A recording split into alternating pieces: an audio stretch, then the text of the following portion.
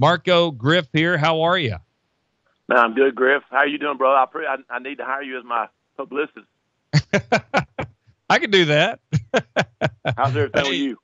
Yeah, I'm doing good. I appreciate your time hanging out with us. And, you know, I'm not sure I've ever asked you about that. I've talked to you 1,000 times and what that was like coming there, because you don't want to come across as a know-it-all. There's a balance there, but you also believe in a certain way of doing things. You've implemented that, and it's proven to be correct. How do you try to sell that, I guess, for lack of a better word, to everybody?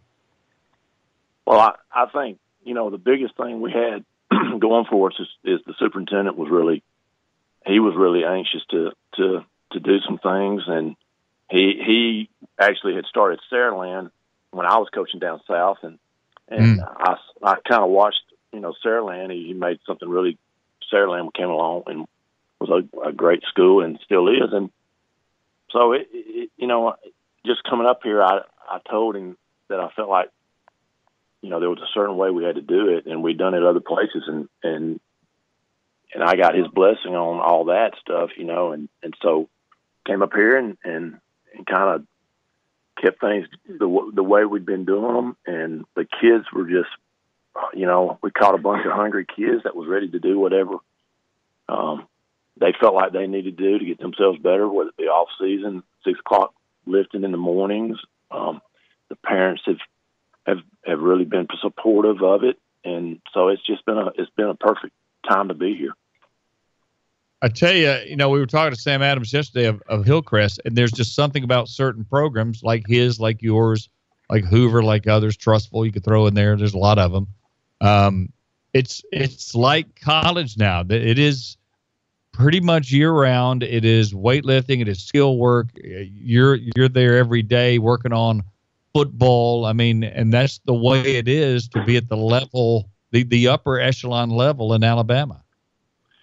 Well, you're right, Scott. And, you know, back when we played, or even I'd say 15, 20 years ago, you know, you might go in for summer and the coaches would take time. You know, it was their day or their week to be there, and you try to get 15 workouts in before fall camp and all that stuff. And I think where we're really blessed here is that our Alabama and Auburn have, you know, you go back over the last 20 years, and they've both, really longer than that, but they've both been really successful in the college football world, and I still believe this, that in the state of Alabama, because of them, football carries a big weight, and if you can have successful football, I think it really does bleed over into your other sports, your students, your community, and you know, I just in the state of Alabama, football is an important entity, and there's a lot of school systems that understand that, and you're seeing it more and more. Give me some have-tos that you had to have to build the program you needed to, that you have and continuing to build right now. What are some have-tos? Maybe it's a principle, maybe it's something of physical nature, or what do you have to have? Well, and in my opinion, don't mean a whole lot, Scott, but I think you've got to have a supportive principal.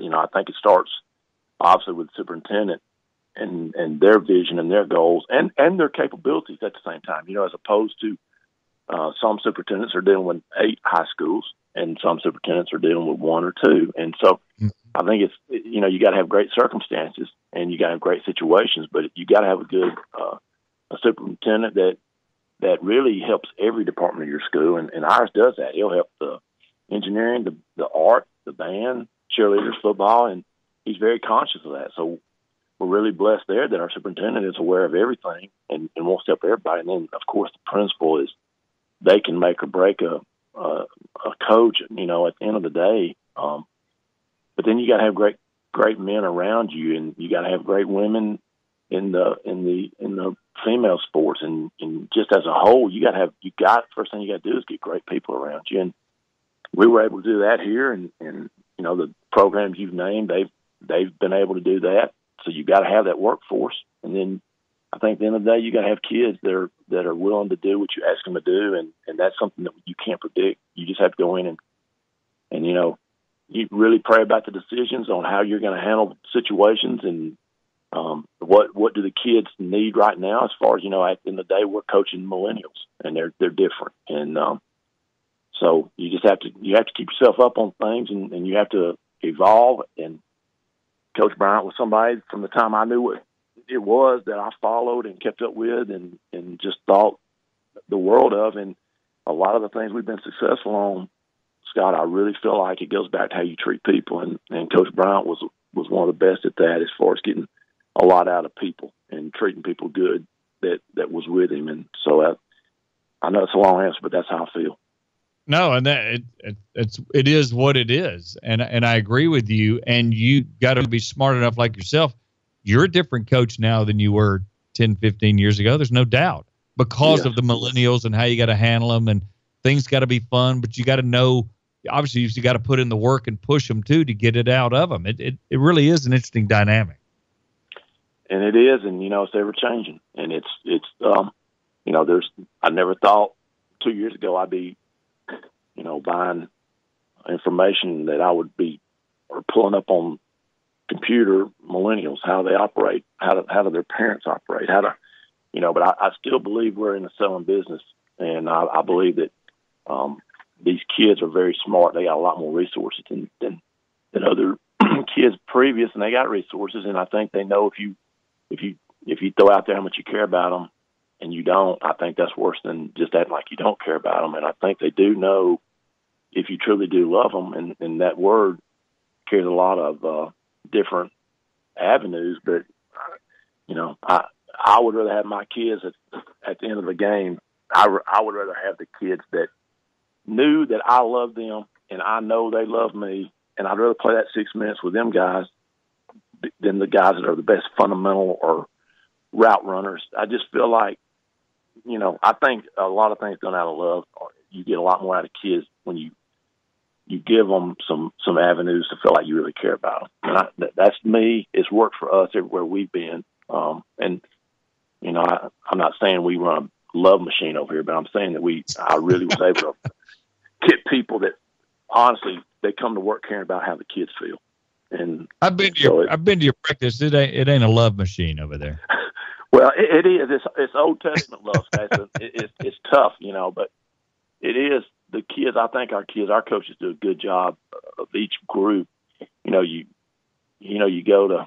see a lot of churches right now talking about small groups, and right. And I wasn't sure about small groups when I started hearing about it, but the more you look into it, it's what we run here. It's what all my coaches run, a small group, and with 115 or 20 kids, you have to have different people that you trust with that group of kids, 8 or 9 kids in each position. And so I think that's been something good that we've hit on. I've got good men that are with their kids a lot of times and spending life outside football, driving them to, clinics and camps and taking care of them and just spending 20 minutes a week with them outside football, just talking. And I just feel like our kids always play hard for us. And I think it goes back to that, is that I think we put some time in with the kids that they understand that, you're not just a football player to us. And, everybody does, I'm sure, but I feel like that's been part of our success.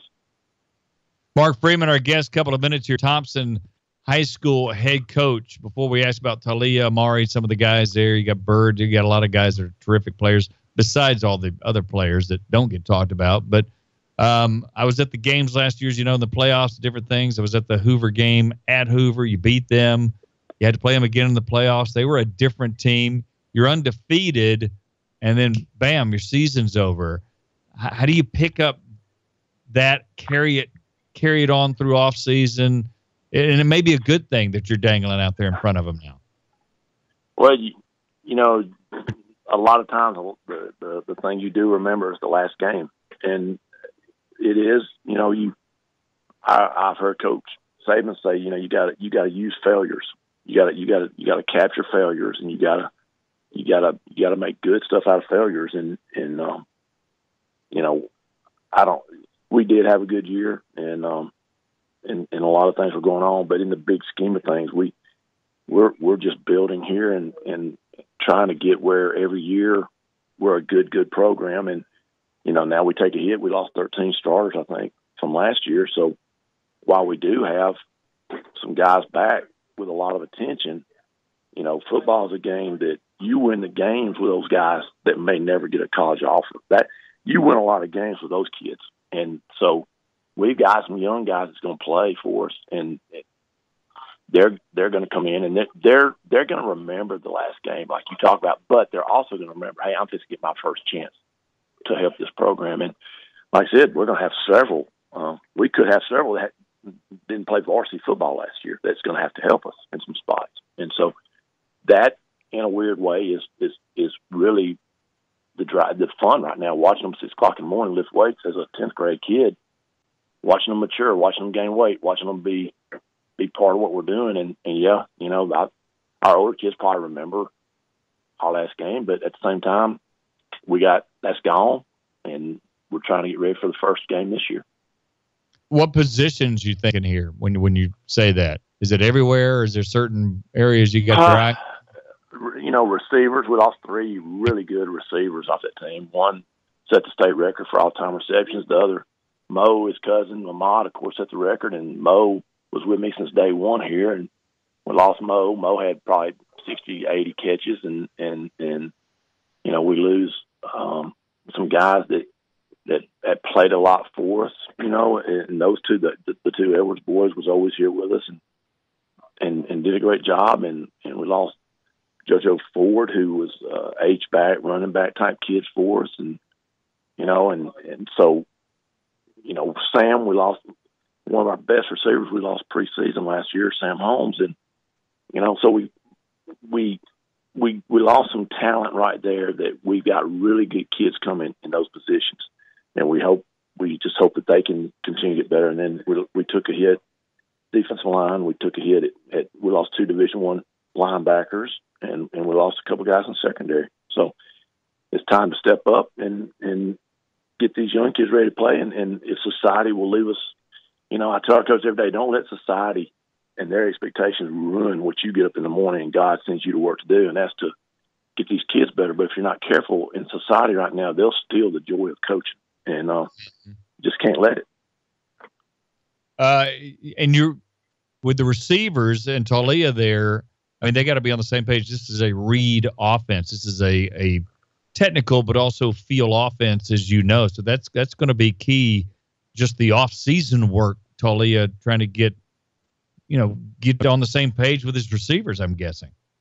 It is, and that's the deal about summer, is that you can start working on your 7-on-7 stuff, and you can work, and you got June and July, and the state's passed a new rule this year that we can go to Auburn and Alabama in June and be part of their 7-on-7s. And so every opportunity you get there is helpful, and then in July get you some more 7-on-7s. And offensively, 7-on-7 to us is like practice, because we don't run anything. We don't sub 5 receivers. We leave our running backs in, and we don't. So everything we run in 7-on-7 is what we're going to use. And then Sean and them on defense, we don't put DBs in there at linebacker. We play our linebackers, and 7-on-7 is what it is, and so our linebackers are getting better work at drops. They're getting better work at, if we have to play some man, they're getting better. And that's why the 7-on-7 to us is so important, because we're actually getting to work on stuff that we're going to use. So 7-on-7s are huge to us. Can you talk about Taulia? Because there was talk he would have gone to Hoover when his family moved over here. And then, last summer, you and I talked a little bit, and it looked like he was coming to you, and he ended up there. Was there ever a doubt? Was it? And how do you handle that? I mean, I know I want to use the word recruit. Obviously, you're kind of doing that if somebody's inquiring about you. But how does that work? How did that dynamic work? And why do you think he ended up with you guys? There again, people don't like talk about it, but I really feel like that after meeting that family, I feel like that they were coming here. They called me, a couple years back about Tua actually coming here, and at the time I didn't even know who Tua was. I had to go on there and Google it, and I saw, Lord, that would be a nice deal. And then I think they ended up staying at St. Louis High School, and then the dad called me back and he said, it looks like Tua's going to commit to Alabama, and if he does, Coach, we want to move with our son, and we want our family to be together. And I think that Nalu had talked some people out during recruiting trips for Tua, and I was blessed enough that he might have heard my name somewhere, and I don't know.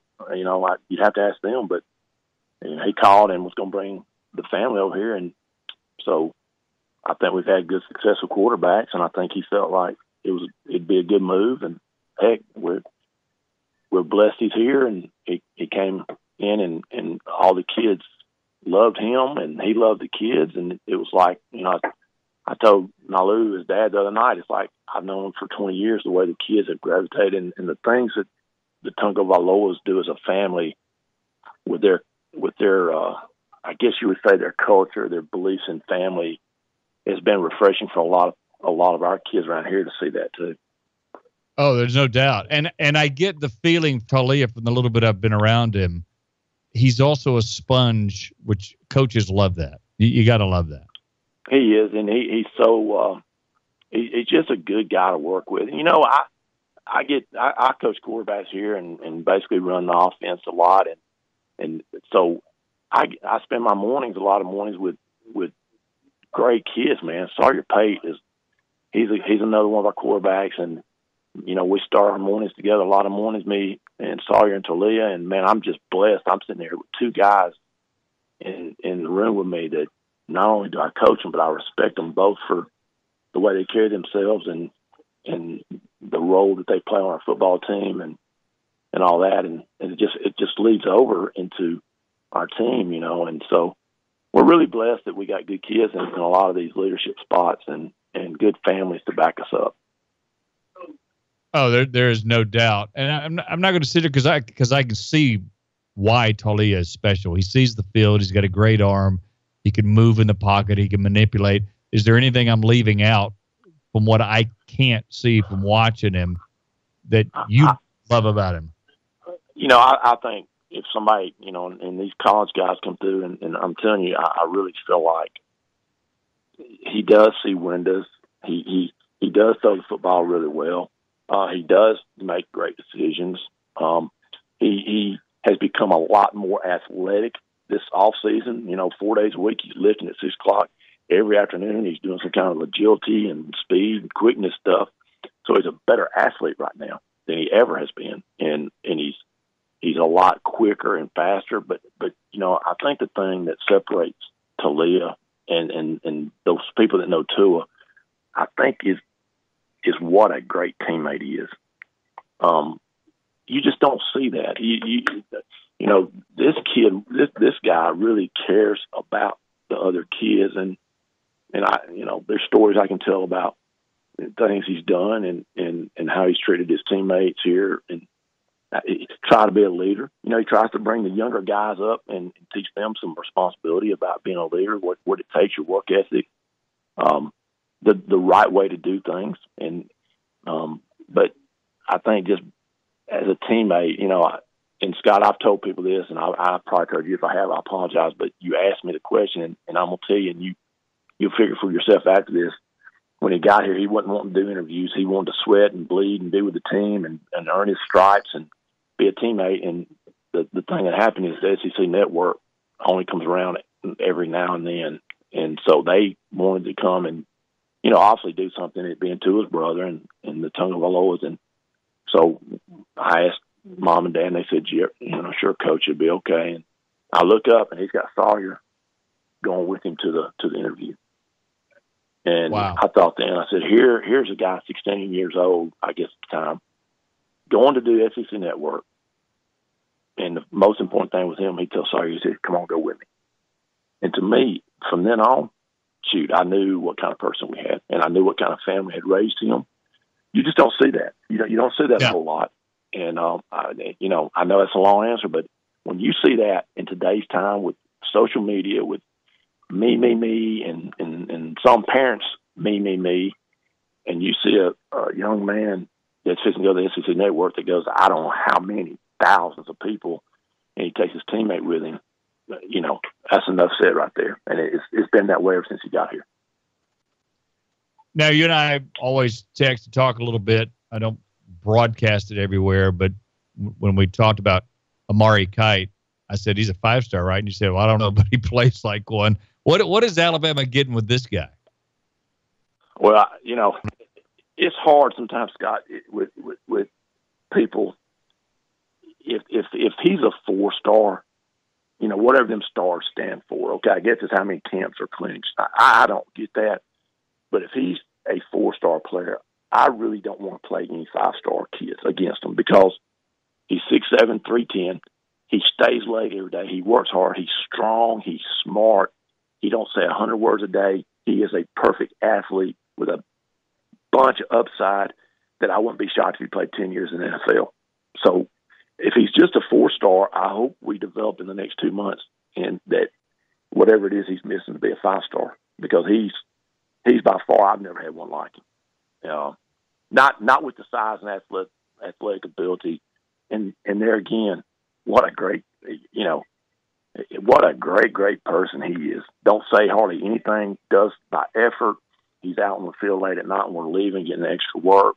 Family is off the chart, great people. I mean, that guy's going to be a huge success. He is a success, and you know, there's no wonder that everybody basically in the country is taking notice of Amari. He's just that great person that's the Lord's blessed to be a great football player also.